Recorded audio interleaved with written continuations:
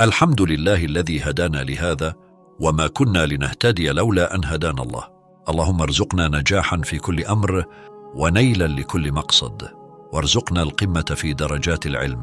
اللهم أغدق بكرمك علينا بكل نجاح وكل صلاح وكل فلاح.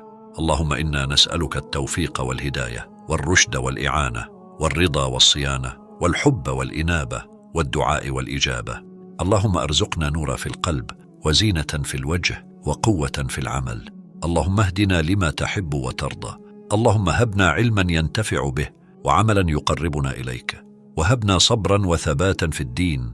اللهم سخر لي جميع خلقك كما سخرت البحر لسيدنا موسى عليه السلام، وألن لي قلوبهم كما ألنت الحديد لداود عليه السلام، فإنهم لا ينطقون إلا بإذنك، نواصيهم في قبضتك وقلوبهم في يديك تصرفها كيف شئت.